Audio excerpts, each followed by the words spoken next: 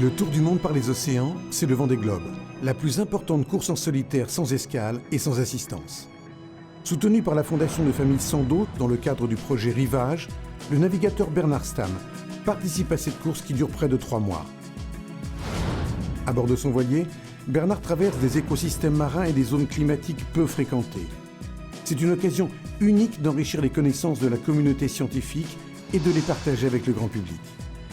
En collaboration avec Océanopolis Brest, Rivage vous invite à découvrir une autre actualité de cette course autour du monde.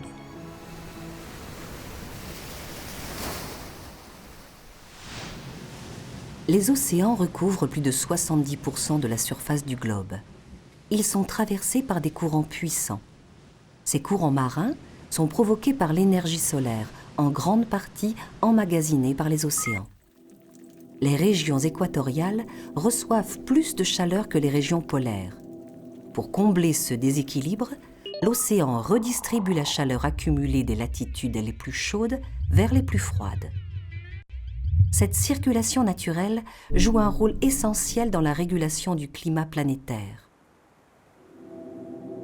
En Atlantique Nord, le Gulf Stream est le courant de surface le plus remarquable. Induit par les vents, il prend sa source au large de la Floride. Au fil de sa trajectoire, le Gulf Stream devient la dérive nord-atlantique et la température de l'eau diminue fortement. Lorsque l'océan gèle pour former la banquise, la teneur en sel augmente dans l'eau libre. Les eaux froides deviennent alors plus salées, plus denses et donc plus lourdes. Elles coulent à plus de 3000 mètres et forment un courant de profondeur.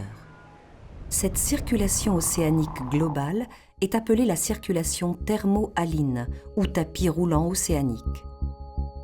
Il faudrait entre 1000 et 2000 ans pour qu'une molécule d'eau en parcourt le trajet. Certaines molécules d'origine naturelle ou humaine peuvent être utilisées pour comprendre le fonctionnement de l'océan. Par exemple, les fréons, ces gaz autrefois utilisés dans les aérosols et les systèmes de réfrigération.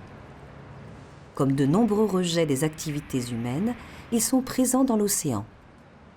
Repérés dans les eaux profondes, les molécules de fréons servent alors de véritables traceurs.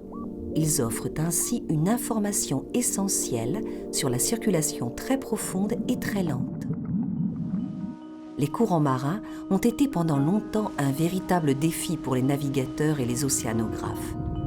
Aujourd'hui, certains cherchent à utiliser leur puissance pour fournir de l'énergie.